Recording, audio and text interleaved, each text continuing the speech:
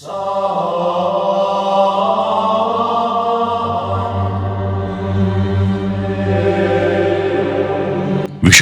ಈ ದೇವಸ್ಥಾನದಲ್ಲಿ ಯಾವುದೇ ವಿಗ್ರಹ ಇಲ್ಲ, ಮೂರ್ತಿ ಕೂಡ ಇಲ್ಲ. ಇಲ್ಲಿ ಚಿನ್ನ ಅಥವಾ ಬೆಳ್ಳಿಯಿಂದ ಮಾಡದಂತ ಯಾವುದೇ ತರಹದ ಸಿಂಹಾಸನ ಕೂಡ ಇಲ್ಲ. ಇದೆಲ್ಲದರ ಬದಲಿಗೆ ಇಲ್ಲಿ ಜೀವಂತ ಶಕ್ತಿಯೊಂದರ ಪೂಜೆ ನಡೆಯುತ್ತೆ. ಇಲ್ಲಿರುವಂತ ಜನ ನಿಸರ್ಗದ ಪಂಚಭೂತಗಳಲ್ಲಿ ನಂಬಿಕೆಯನ್ನ ಇಟ್ಕೊಂಡಿದ್ದಾರೆ. ಅವ್ರ ಪ್ರಕಾರ ಪ್ರಕೃತಿಯ ನೀರು, ಗಾಳಿ, ಬೆಟ್ಟ, ಗುಡ್ಡ ಇವೆಲ್ಲವೂ ಕೂಡ ದೈವಶಕ್ತಿಯ ಪ್ರತೀಕ ಅಂತ ಅವರು ನಂಬ್ತಾರೆ. ಈ ಒಂದು ದೇವಸ್ಥಾನದಲ್ಲಿ ಪ್ರತಿ ವರ್ಷ ಕೂಡ ಕೆಲ ದಿವಸದವರೆಗೂ ಇದರ ಬಾಗಿಲು ಮುಚ್ಚಲಾಗುತ್ತೆ. ದೇವಿ ಆ ಒಂದು ಸಮಯದಲ್ಲಿ ಮುಟ್ಟಾಗಿರೋದ್ರಿಂದ ಬ್ರಹ್ಮಪುತ್ರ ನದಿಯ ನೀರು ಕೆಂಪು ಬಣ್ಣಕ್ಕೆ ತಿರುಗುತ್ತೆ ಎಂಬ ನಂಬಿಕೆ ಇಲ್ಲಿದೆ. ಈ ದೇವಿಯನ್ನ ಇಲ್ಲಿ ಮುಖ್ಯವಾಗಿ 2 ರೂಪಗಳಲ್ಲಿ ಆರಾಧನೆ ಮಾಡ್ತಾರೆ. ಒಂದು ತಾಯಿ ಅಥವಾ ಮಾತೃ ಸ್ವರೂಪದಲ್ಲಿ, ಇನ್ನೊಂದು ಆಕರ್ಷಣೆ, ಆಸೆ ಹಾಗೂ ಶೃಂಗಾರದ ರೂಪಗಳಲ್ಲೂ ಕೂಡ ಈ ದೇವಿಯನ್ನ ಪೂಜಿಸಲಾಗುತ್ತೆ. ಇವೇ ಮುಂತಾದ ವಿಶಿಷ್ಟ ಕಾರಣಗಳಿಂದಾಗಿ ಈ ದೇವಿಯು ದೇಶದ ಇತರೆ ದೇವಿಗಿಂತಲೂ ಕೂಡ ವಿಭಿನ್ನವಾಗಿ ನಿಲ್ಲುತ್ತೆ. ಇದು ರಾಕ್ಷಸನಾದಂತ ನಕಾಸುರನ ಅಹಂಕಾರವು ಅಡಗದಂತ ಸ್ಥಳ. ದೇವಿಯ ಕೋಪಕ್ಕೆ ಸಲುಕ್ತಂತ ಒಬ್ಬ ಪೂಜಾರಿ ಇಲ್ಲಿ ಸಾವಿರಾರು ವರ್ಷಗಳ ಕೆಳಗೆ ಕಲ್ಲಾಗಿ ಹೋಗಿದ್ದ. ಒಂದಿಡೀ ರಾಜವಂಶನೇ ದೇವಿಯ ಶಾಪಕ್ಕೆ ಗುರಿಯಾಗಿ ತೆರೆಮರೆಗೆ ಸರಿಬೇಕಾಯ್ತು. ಈ ರಾಜವಂಶದ ಮೇಲೆ ಪರಕೀಯರ ದಾಳಿ ನಡೀತು. ದೇವಸ್ಥಾನದ ಸಹಿತ ಅಲ್ಲಿದ್ದಂತ ಎಲ್ಲವೂ ಕೂಡ ದಾಳಿಕೋರರ ಕೈಗೆ ಸಿಕ್ಕಿ ನಾಶ ಆಯಿತು. ಆದ್ರೆ ಏನು ಕೂಡ ಆಗದೆ ಉಳಿದದ್ದು ಮಾತ್ರ ಆ ದೇವಿಯ ಮೂರ್ತಿ. ವೀಕ್ಷಕರೇ, ಅಸ್ಸಾಂನಲ್ಲಿ ಇರುವಂತಹ ಗೌಹಾಟಿಯ ನೀಲಾಂಚಲ್ ಬೆಟ್ಟದ ಶ್ರೇಣಿಯಲ್ಲಿ ಇರುವಂತಹ ಸುಪ್ರಸಿದ್ಧ ಕಾಮಾಖ್ಯ ದೇವಿಯ ದೇವಸ್ಥಾನದ ರೋಚಕ ಕಥೆ ಇದು. ಅಸ್ಸಾಂ ರಾಜ್ಯದ ಗೌಹಾಟಿಯಿಂದ ಸ್ವಲ್ಪ ದೂರದಲ್ಲಿ ಇರುವಂತಹ ನೀಲಾಂಚಲ್ ಬೆಟ್ಟದ ಕೆಳಗೆ ಹರಿಯುವಂತಹ ಬ್ರಹ್ಮಪುತ್ರ ನದಿಯ ಪವಿತ್ರ ತೀರದಲ್ಲಿ ಈ ಕಾಮಾಖ್ಯ ದೇವಾಲಯ ಇದೆ. ಇತಿಹಾಸಕಾರ ಪ್ರಕಾರ ಸಾವಿರಾರು ವರ್ಷಗಳ ಹಳೆಯ ಈ ಒಂದು ದೇವಸ್ಥಾನವನ್ನ 15ನೇ ಶತಮಾನದಲ್ಲಿ ಮೊಘಲರು ನಾಶ ಮಾಡ್ತಾರೆ. ಮುಂದೆ ಇದನ್ನ ರಾಜ ವಿಶ್ವಸಿಂಹ ಎಂಬಾತ ಇದರ ಪಳೆಯುಳಿಕೆಗಳನ್ನ ಪತ್ತೆ ಹಚ್ಚಿ ಹಾಗೂ ಮುಂದೆ ಅವರ ಮಗ ಆದಂತ ನಾರಾಯಣನ್ ಈ ಒಂದು ದೇವಾಲಯವನ್ನ ಮರುಸ್ಥಾಪನೆ ಮಾಡದಂತ ಇತಿಹಾಸ ನಮ್ಗೆ ತಿಳಿಸುತ್ತೆ. ಇದಕ್ಕೂ ಬಹಳ ಹಿಂದಿನಿಂದಲೂ ಕೂಡ ಇಲ್ಲಿ ಕ್ರಿಸ್ತ ಶಕ 6ರಿಂದ 9ನೇ ಶತಮಾನದವರೆಗೂ ಪೂಜೆ ನಡೆದಂತ ದಾಖಲೆಗಳಿವೆ. ಚರಿತ್ರೆ ಕಾಲಘಟ್ಟದಲ್ಲಿ ಈ ಒಂದು ದೇವಸ್ಥಾನ ಅನೇಕ ಸಲ ರಾಜರ ದಾಳಿಗೆ ಹಾಗೂ ಪ್ರಾಕೃತಿಕ ವಿಕೋಪಕ್ಕೆ ಸಿಲುಕಿ ನಾಶ ಆಗಿದೆ. ಈ ಕಾಮಾಖ್ಯ ಮಂದಿರ ದೇಶದ ಇತರ ಎಲ್ಲಾ ದೇವಸ್ಥಾನಕ್ಕಿಂತ ಕೂಡ ಭಿನ್ನವಾದಂತ ಮಂದಿರ. ಇಲ್ಲಿ ದೇವಿಯ ಒಂದೇ ಒಂದು ಮೂರ್ತಿ ಕೂಡ ಇಲ್ಲ.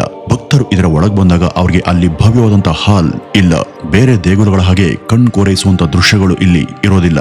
ಇಲ್ಲಿ ಸೂರ್ಯನ ತೆಳು ಕಿರಣಗಳು ಪ್ರಾಂಗಣವನ್ನ ಆವರಿಸ್ತವೆ. ತಣ್ಣನೆ ಗಾಳಿ ಬೀಸುತ್ತೆ. ಎದುರುಗಡೆ ರಕ್ತ ಚಂದನದಿಂದ ಅಲಂಕೃತಗೊಂಡಂತ ಒಂದು ಅಗಲವಾದಂತ ಶಿಲೆ ಕಾಣಿಸುತ್ತೆ. ಇದು ಸಾಧಾರಣ ಕಲ್ಲಲ್ಲ. ಅದನ್ನ ನೋಡಿದವ್ರಿಗೆ ಹೃದಯ ಭಾರವಾಗುತ್ತೆ. ಕೆಲವರ ಮನಸ್ಸು ನಿರಾಳವಾಗುತ್ತೆ.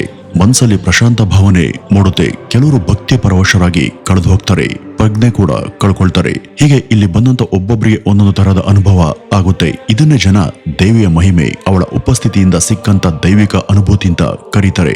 ಇಲ್ಲಿ ಇರುವಂತ ಕಲ್ಲಿನ ಶಿಲೆ ಕೆಳಗೆ ನಿಸರ್ಗ ಸಹಜವಾದಂತ ನೀರು ಸದಾಕಾಲ ಹರಿಯುತ್ತೆ. ಇದನ್ನ ಜನ ಪವಿತ್ರ ಜಲ ಅಂತ ಪೂಜಿಸ್ತಾರೆ. ಅದನ್ನ ಪ್ರಸಾದ ಹಾಗೂ ತೀರ್ಥದ ರೂಪದಲ್ಲಿ ಸೇವನೆ ಮಾಡ್ತಾರೆ. ವೈಜ್ಞಾನಿಕವಾಗಿ ಇದು ಆಕ್ಸಿಜನ್ ಹಾಗೂ ಕಾರ್ಬನ್ ಡೈಆಕ್ಸೈಡ್ ನಿಂದ ಕೂಡದಂತ ದ್ರವಣೆ ಆದ್ರೂ ಕೂಡ ಜನರ ದೃಷ್ಟಿಲಿ ಈ ದೇವಿ ಈ ನೀರಿನ ರೂಪದಲ್ಲಿ ಹರಿತಾಳೆ ಹಾಗೂ ನಿತ್ಯ ಪ್ರಸನ್ನಳಾಗಿದ್ದಾಳೆ ಅಂತ ಅವರ ನಂಬಿಕೆ. ಈ ಒಂದು ಮಂದಿರ ಹಲವು ವಿಷಯಗಳಲ್ಲಿ ವಿಶ್ವದಲ್ಲಿ ಅತ್ಯಂತ ಅಪರೂಪದ ಮಂದಿರ. ಅವುಗಳಲ್ಲಿ ಇಲ್ಲಿಯ ಅಂಬುಬಾಚಿ ಮೇಳ ಕೂಡ ಒಂದು. ಪ್ರತಿ ವರ್ಷದ ಜೂನ್ನ ಮಳೆಗಾಲದ ಮಾನ್ಸೂನ್ ಸಮಯದಲ್ಲಿ 3 ದಿವಸದವರೆಗೂ ಮಂದಿರದ ಗರ್ಭಗುಡಿ ಮುಚ್ಚಿರುತ್ತೆ. ಜನರ ಧಾರ್ಮಿಕ ನಂಬಿಕೆಯಲ್ಲಿ ಈ 3 ದಿವಸಗಳ ಕಾಲ ಕಾಮಾಖ್ಯ ದೇವಿ ಮುಟ್ಟಾಗಿರ್ತಾಳೆ ಅಂತ ನಂಬ್ತಾರೆ. ಹಾಗೂ ಈ 3 ದಿವಸದವರೆಗೂ ಯಾವುದೇ ಸಾಮಾನ್ಯ ಪೂಜೆ ಎಂದಿನಂತೆ ಅಲ್ಲಿ ನಡೆಯಲ್ಲ. 4ನೇ ದಿನ ದೇವಸ್ಥಾನವನ್ನ ವಿಶೇಷ ರೀತಿಯಲ್ಲಿ ಸ್ವಚ್ಛ ಮಾಡ್ತಾರೆ. ಶುದ್ಧವಾದ ನಂತರ ದೇಗುಲದ ಬಾಗಿಲನ್ನ ತೆಗಿತಾರೆ. ನಂತರ ಭವ್ಯವಾದ ಪೂಜೆ ನಡೆಯುತ್ತೆ. ಆ 3 ದಿವಸಗಳಲ್ಲಿ ಇಡೀ ಅಂಬುಬಾಚಿ ಏರಿಯಾನೇ ಬದಲಾಗುತ್ತೆ. ಅಂಗಡಿಗಳು ತೆರೆದಿರ್ತವೆ, ದೇಗುಲ ಮಾತ್ರ ಮುಚ್ಚಿರುತ್ತೆ. ಆದ್ರೆ ಬೆಟ್ಟದ ಸಾಲಲ್ಲಿ ಸಾವಿರಾರು ಜನ ಸಾಧು ಸಂತರು ಇರ್ತಾರೆ. ಅವರಲ್ಲಿ ಸಾಧು, ನಾಗ, ಅಘೋರಿ, ತಾಂತ್ರಿಕ್ ಸಾಧಕರು ಇವರೆಲ್ಲರೂ ಕೂಡ ಅವರವರ ರೀತಿ ನೀತಿಗೆ ಅನುಸಾರವಾಗಿ ಸಾಧನೆಯಲ್ಲಿ ತೊಡಗಿರ್ತಾರೆ. ಕೆಲವರು ಮೌನ ವ್ರತವನ್ನ ಮಾಡಿದ್ರೆ, ಕೆಲವರು ರಾತ್ರಿ ಪೂರ್ತಿ ಜಪ ಮಾಡ್ತಾರೆ, ಇನ್ನು ಕೆಲವರು ಸುಮ್ಮನೆ ಕೂತು ಧ್ಯಾನವನ್ನ ಮಾಡ್ತಾರೆ. ಈ ದಿನಗಳಲ್ಲಿ ವಿಶೇಷವಾಗಿ ಹೆಣ್ಮಕ್ಳು ಹೆಚ್ಚಿನ ಸಂಖ್ಯೆಯಲ್ಲಿ ಇಲ್ಲಿಗೆ ಬರ್ತಾರೆ. ಹೆಣ್ಮಕ್ಳು ಶಾರೀರಿಕವಾಗಿ ಹಾಗೂ ವೈಯಕ್ತಿಕವಾಗಿ ಹಲವು ಸಮಸ್ಯೆಗಳನ್ನ ಎದುರಿಸಬೇಕಾಗುತ್ತೆ. ಅಂತ ಹೆಣ್ಮಕ್ಳಿಗೆ ಈ 3 ದಿನಗಳ ಕಾಲ ಈ ಶಕ್ತಿ ಪೀಠ ಅಗೋಚರವಾದಂತಹ ಮನೋಶಕ್ತಿ ಹಾಗೂ ಆತ್ಮಶಕ್ತಿಯನ್ನ ಕೊಡುತ್ತೆ. ಅವ್ರಿಗೆ ಇಲ್ಲಿ ಆ 3 ದಿನಗಳಲ್ಲಿ ಯಾವುದೇ ದೈಹಿಕ ನೋವು ಬಾಧಿಸಲ್ಲ, ಯಾವ ಭಯ ಕೂಡ ಕಾಡೋದಿಲ್ಲ, ಯಾವುದೇ ತರಹದ ನಾಚಿಕೆ, ಭಯ, ಹಿಂಜರಿಕೆ ಅವ್ರಿಗೆ ಆಗೋದಿಲ್ಲ. ಕಾಮಾಖ್ಯ ಅಂದ್ರೆ ಅದು ಸ್ತ್ರೀ ಶಕ್ತಿಯ ಆವಾಸ ಸ್ಥಾನ ಅಂತ ಅರ್ಥ. ಇಲ್ಲಿ ದೇವಿಯ ಋತುಸ್ರಾವವನ್ನು ಕೂಡ ದೇವಿಯ ಮಹಿಮೆ, ಪವಾಡ ಹಾಗೂ ಲೀಲೆ ಅಂತ ಭಾವಿಸುವಂತ ಜಾಗ ಇದು. ಇಂಥ ಧಾರ್ಮಿಕ ಜಾಗದಲ್ಲಿ ಸ್ತ್ರೀಯರ ಋತುಚಕ್ರ ಹಾಗೂ ಋತುಸ್ರಾವವನ್ನ ಭಕ್ತಿಯಿಂದ ಕಾಣುವಂತ ಇದೇ ಒಂದು ಸಮಾಜದ ದೇಗುಲ ಹೊರಗಡೆ ಇದನ್ನೇ ಕೆಟ್ಟದ್ದು, ಕಳಂಕ, ಅಸಹ್ಯ ಅಂತ ಜರಿಯುತ್ತೆ. ಬೇರೆ ಕಡೆ ಯಾವುದನ್ನ ಅಶುಭ ಅಂತ ಪರಿಗಣಿಸಲಾಗುತ್ತೋ ಅದು ಇಲ್ಲಿ ಶಕ್ತಿ ಹಾಗೂ ಭೂಮಿಯ ಫಲವತ್ತತೆ ಮತ್ತು ಸಮೃದ್ಧತೆಯ ಸಂಕೇತ ಅಂತ ಕಾಣಲಾಗುತ್ತೆ. ಕತೆಗಳಲ್ಲಿ ಹೇಳುವಂತೆ ಈ ಒಂದು ಸಮಯದಲ್ಲಿ ಬ್ರಹ್ಮಪುತ್ರ ನದಿಯ ನೀರಿನ ಬಣ್ಣ ಕೆಂಪು ಬಣ್ಣಕ್ಕೆ ತಿರುಗುತ್ತೆ. ಈ ಒಂದು ಬಣ್ಣ ದೇವಿ ಆ 3 ದಿನಗಳ ಕಾಲ ಋತುಸ್ರಾವದಿಂದ ಸ್ರವಿಸುವಂತ ರಕ್ತದಿಂದ ಉಂಟಾಗುತ್ತೆ ಅಂತ ಜನರ ನಂಬಿಕೆ. ಈ ಒಂದು ಜಾಗ ಅಘೋರಿ, ಬಲಿ, ತಾಂತ್ರಿಕ್ ಈ ರೀತಿ ಮೊದಲಾದಂತ ಆಚರಣೆಗಳಿಂದ ಭಯಾನಕ ಎಂಬ ಅಪಖ್ಯಾತಿಯನ್ನು ಕೂಡ ಪಡ್ಕೊಂಡಿತ್ತು. ಆದ್ರೆ ಕೆಲವ್ರ ಪ್ರಕಾರ ಇದು ಹೆದರಿಕೆಯನ್ನು ಉಂಟುಮಾಡುವಂತ ಜಾಗ ಅಲ್ಲ. ಇಲ್ಲಿ ಭಯಕ್ಕಿಂತ ಸಾಹಸಕ್ಕೆ ಹೆಚ್ಚು ಆದ್ಯತೆ ಇತ್ತು ಅಂತ. ಜನರಿಗೆ ಇದು ಭಯವನ್ನ ದೂರ ಮಾಡುವಂತ ಸ್ಥಳ. ಬರುವಾಗ ಎಲ್ಲಾ ಹೊಸ ಭಕ್ತರಿಗೆ ಈ ಜಾಗ ಸ್ವಲ್ಪ ಹೆದರಿಕೆಯನ್ನ ಉಂಟು ಮಾಡಬಹುದಾದ್ರೂ ಹೋಗುವಾಗ ಅವರಲ್ಲಿ ನಿರಾಳ ಭಾವನೆ ಮೂಡಿರುತ್ತೆ. ದೇಶದ 51 ಶಕ್ತಿ ಪೀಠಗಳಲ್ಲಿ ಇದು ಕೂಡ ಒಂದು ಅಂತ ಮಾನ್ಯತೆಯನ್ನ ಪಡ್ಕೊಂಡಿದೆ. ಸತಿ ಹಾಗೂ ಶಿವ ಈ ಇಬ್ಬರ ಒಂದು ಪೌರಾಣಿಕ ಕತೆ ಮೂಲನೆ ಈ ಒಂದು ಜಾಗ ಅಂತ ಹೇಳಲಾಗುತ್ತೆ.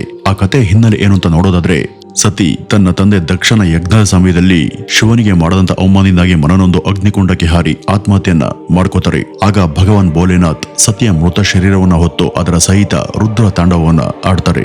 ಆದ್ರಿಂದ ಇಡೀ ಸೃಷ್ಟಿಯ ನಾಶ ಆಗುವಾಗ ಅದನ್ನ ತಪ್ಪಿಸೋದಿಕ್ಕೆ ಶ್ರೀ ಮಹಾವಿಷ್ಣು ತನ್ನ ಸುದರ್ಶನ ಚಕ್ರದಿಂದ ಸತಿಯ ದೇಹವನ್ನ 51 ಭಾಗ ಮಾಡಿ ಛಿದ್ರ ಮಾಡ್ತಾರೆ. ಆ ಒಂದು 51 ದೇಹದ ಭಾಗಗಳು ಚದರಿ ಭೂಮಿಯ ಮೇಲೆ ಎಲ್ಲೆಲ್ಲಿ ಬಿದ್ದೋ ಅಲ್ಲೆಲ್ಲ ಒಂದೊಂದು ಶಕ್ತಿ ಪೀಠ ಸೃಷ್ಟಿಯಾಯಿತು. ಹಾಗಾಗಿ ಅಸ್ಸಾಂನ ನೀಲಾಂಚಲ್ ಬೆಟ್ಟದ ಮೇಲೆ ಸತಿಯ ಯೋನಿ ಭಾಗ ಬಿದ್ದಿದ್ರಿಂದಾಗಿ ಇಲ್ಲಿ ಆ ದೇವಿಯ ಯೋನಿಯ ಶಿಲಾರೂಪದ ಪೂಜೆ ನಡೆಯುತ್ತೆ. ಹಾಗೂ ಇಲ್ಲಿ ದೇವಿಯ ಯಾವುದೇ ಮುಖದ ವಿಗ್ರಹ ಇಲ್ಲ. ಈ ಒಂದು ಕ್ಷೇತ್ರ ಪ್ರಾಚೀನ ಕಾಲದಲ್ಲಿ ಜ್ಯೋತಿಷ್ಯಪುರ ಎಂಬ ಹೆಸರಿಂದ ಕರೆಸ್ಕೊಳ್ತಾ ಇತ್ತು. ಕಾಮಾಖ್ಯ ದೇವಿಯನ್ನ ಸರ್ವಾರ್ಥ ಫಲದಾಯಿನಿ ಅಂತ ಕರೀತಾರೆ. ಭಕ್ತರ ಕೋರಿಕೆಯನ್ನು ಈಕೆ ನಿಜ ಮಾಡ್ತಾಳೆ. ಮತ್ತೆ ತಾಂತ್ರಿಕ ಸಾಧಕರಿಗೆ ಈಕೆ ಸಿದ್ಧಿಯ ದೇವಿ ಕೂಡ ಹೌದು ಅಂತ ಜನ ನಂಬ್ತಾರೆ. ಇನ್ನು ಸಾಮಾನ್ಯ ಭಕ್ತರಿಗೆ ಅವರ ಮನೋಭಿಲಾಷೆ ನೆರವೇರಿಸುವಂತ ತಾಯಿ ಈಕೆ. ನರಕಾಸುರನ ವಧೆಯ ಕತೆ ಕೂಡ ಇಲ್ಲೇ ಜನಜನಿತವಾಗಿದ್ದು. ಈ ಹಿಂದೆ ಪುರಾಣದಲ್ಲಿ ನರಕಾಸುರ ಎಂಬ ರಾಕ್ಷಸ ಇಲ್ಲಿ ವಾಸ ಇದ್ದಂತ ಶಕ್ತಿಶಾಲಿ ಅಸುರ. ಆರಂಭದಲ್ಲಿ ಇವನು ಕಾಮಾಖ್ಯ ದೇವಿಯ ಭಕ್ತನೇ ಆಗಿದ್ರು. ಮುಂದೆ ದೇವತೆಯರಿಂದ ವರವನ್ನ ಪಡೆದು ಶಕ್ತಿಶಾಲಿ ಆದ್ಮೇಲೆ ಅವನಿಗೆ ಅಹಂಕಾರ ಬಂದು ದೇವಿಯ ಬಳಿಯೇ ಬಂದು ಮದುವೆ ಪ್ರಸ್ತಾಪವನ್ನ ಮಾಡ್ತಾನೆ. ಆಗ ದೇವಿ ಒಂದು ಷರತ್ತನ್ನ ಹಾಕ್ತಾರೆ. ಅದೇನಪ್ಪ ಅಂದ್ರೆ ಬೆಳಕರಿಯ ಹುಡುಗಾಗಿ ಬೆಟ್ಟದ ಮೇಲಿಂದ ಕೆಳಗಿನವರು ಕಲ್ಲಿನ ಮೆಟ್ಲನ್ನ ರಚಿಸ್ಬೇಕು, ಇಲ್ವಾದಲ್ಲಿ ಮದ್ವೆ ಇಲ್ಲ ಅಂತ ಹೇಳ್ತಾರೆ. ಸರಿ ಅಂತ ಈ ನರಕಾಸುರ ಆ ಒಂದು ಕೆಲಸಕ್ಕೆ ಮುಂದಾಗ್ತಾನೆ. ಮೆಟ್ಟಿಲ ರಚನೆ ಕೆಲಸ ಕೂಡ ಬಹುತೇಕ ಮುಗಿಯುತ್ತೆ. ಆದ್ರೆ ದೇವಿ ಒಂದು ಕೋಳಿನ ಸೃಷ್ಟಿ ಮಾಡಿ ಅದು ಬೆಳಕರಿಯುವ ಮೊದಲೇ ಕೂಗುವಂತೆ ಮಾಡ್ತಾರೆ. ಅದು ಕೂಗ್ದಾಗ ಸೂರ್ಯೋದಯ ಆಯ್ತು, ನಿನ್ ಕೆಲಸ ಮುಗಿಲಿಲ್ಲ, ನೀನು ಸೋತೆ ಅಂತ ಅಸುರನಿಗೆ ಹೇಳಲಾಗುತ್ತೆ. ಅವನು ಕೋಪದಿಂದ ಆ ಒಂದು ಕೆಲಸವನ್ನ ಅರ್ಧಕ್ಕೆನೆ ನಿಲ್ಲಿಸ್ತಾನೆ. ಹಾಗಾಗಿ ಇವತ್ತಿಗೂ ಕೂಡ ಆ ಒಂದು ಅರ್ಧಂಬರ್ಧ ಮುಗ್ದಂತ ಮಾರ್ಗ ಇನ್ನು ಅಲ್ಲೇ ಕೆಲವು ಕಡೆ ಹಾಗೆ ಇದೆ ಅನ್ನುವಂತ ನಂಬಿಕೆ ಇದೆ. ಇನ್ನು ಈ ಕಾಮಾಖ್ಯ ದೇವಿಯ ಇನ್ನೊಂದು ರೂಪ ಆ ಮಂದಿರದ ಆಸುಪಾಸಲ್ಲಿ ಇರುವಂತಹ 10 ಮಹಾದೇವಿಯರ ಮಂದಿರಗಳಲ್ಲಿ ಕಂಡುಬರುತ್ತೆ. ಅವೇ ಕಾಳಿ, ತಾರಾ, ಭೈರವಿ, ಬಗಲಾಮುಖಿ, ತ್ರಿಪುರ ಸುಂದರಿ, ಧೂಮಾವತಿ, ಮಾತಂಗಿ, ಚಿತ್ರಮಸ್ತ, ಭುವನೇಶ್ವರಿ ಹಾಗೂ ಕಮಲಾತ್ಮಕ. ಈ 10 ಮಹಾದೇವಿಯರ ಸಿದ್ಧಿ ಸಾಧನೆಗಳು ಬೇರೆ ಬೇರೆ ಇದ್ದು ಅವುಗಳ ಪ್ರಭಾವ ಕೂಡ ಬೇರೆ ಬೇರೆ ಇದೆ. ಇಲ್ಲಿ ವಾಮಾಚಾರ ಹಾಗೂ ದಕ್ಷಿಣಾಚಾರ ಇವೆರಡೂ ಕೂಡ ಒಟ್ಟೊಟ್ಟಿಗೆ ಒಂದೇ ಸಲ ನಡೀತವೆ. ವಾಮಾಚಾರ ಅಂದ್ರೆ ವಶೀಕರಣ, ಬಲಿ ಮೊದಲಾದವು. ಇವುಗಳಲ್ಲಿ ಕೆಲವೊಂದನ್ನ ಸಮಾಜ ಒಪ್ಪೋದಿಲ್ಲ. ಅವೆಲ್ಲ ದುಷ್ಟ ಸಾಧನೆಯ ಸಮಾಜ ಬಾಹಿರ ಚಟುವಟಿಕೆ ಎಂಬ ಅಪಖ್ಯಾತಿಯನ್ನ ಪಡ್ಕೊಂಡಿದ್ದಾವೆ. ಇನ್ನು ದಕ್ಷಿಣಾಚಾರ ಅಂದ್ರೆ ಅದು ಪೂರ್ತಿ ಸಾತ್ವಿಕ ಆಚರಣೆಗಳ ಭಾಗ. ಇಲ್ಲಿ ಭಜನೆ, ಹಾಡು, ಪ್ರಾರ್ಥನೆಗಳು ಇರ್ತವೆ. ಈ ಒಂದು ಜಾಗದಲ್ಲಿ ಪ್ರಾಣಿ ಬಲಿ ಕೂಡ ಇದರ ಧಾರ್ಮಿಕ ಆಚರಣೆಯ ಒಂದು ಭಾಗವಾಗಿದ್ದು ಇದು ಬಹಳ ಸಮಯದಿಂದನೂ ಕೂಡ ವಿವಾದದಿಂದ ಕೂಡಿದೆ. ಇಲ್ಲಿ ಬಹಳ ಕಾಲದಿಂದ ಕೂಡ ಮೇಕೆ ಹಾಗೂ ಕೆಲ ಕಡೆ ಕೋಣಗಳನ್ನು ಕೂಡ ಬಲಿ ಕೊಡುವಂತ ಪದ್ಧತಿ ಜಾರಿಯಲ್ಲಿದೆ. ಪ್ರಾಣಿ ಬಲಿ ಅನ್ನೋದು ಇಲ್ಲೆಲ್ಲ ತಾಂತ್ರಿಕ ಸಿದ್ಧಿ ಸಾಧನೆಯ ಮುಖ್ಯ ಅಂಶ ಅಂತ ಪರಿಗಣಿಸಲ್ಪಟ್ಟಿದೆ. ಆದರೆ ಇವತ್ತು ಕಾನೂನು ಹಾಗೂ ಅಥಾರಿಟಿಗಳ ಸಂಘಟನೆಗಳ ಬಿಗಿ ಹಿಡಿತದಿಂದಾಗಿ ಇದು ಸಾಕಷ್ಟು ಪ್ರಮಾಣದಲ್ಲಿ ನಿಯಂತ್ರಣಕ್ಕೆ ಬಂದಿದೆ. ಬ್ರಿಟಿಷರು ಕೂಡ ಇದನ್ನ ಕೇವಲ ಒಂದು ಧಾರ್ಮಿಕ ಸ್ಥಳ ಅಂತ ನೋಡದೆ ಇದನ್ನ ಒಂದು ತಾಂತ್ರಿಕ ಸಿದ್ಧಿ ಯೋಗದ ಜಾಗ ಅಂತ ರಿಪೋರ್ಟ್ಗಳಲ್ಲಿ ಬರೆದಿದ್ದಾರೆ. ಇಲ್ಲಿ ಭಾರತ ಮಾತ್ರ ಅಲ್ಲದೆ ನೇಪಾಳ, ಭೂತಾನ್, ಬಾಂಗ್ಲಾದೇಶ ಸೇರಿ ವಿಶ್ವದ ಹಲವು ಕಡೆಯಿಂದ ವರ್ಷಕ್ಕೆ ಲಕ್ಷಾಂತರ ಜನ ಬಂದು ಹೋಗ್ತಾರೆ. ಇದು ಅಸ್ಸಾಂನ ಅತಿ ಮುಖ್ಯ ಹಾಗೂ ಸುಪ್ರಸಿದ್ಧ ಪ್ರೇಕ್ಷಣೀಯ ಹಾಗೂ ಟೂರಿಸಂನ ಸ್ಥಳವಾಗಿ ಬದಲಾಗಿದೆ.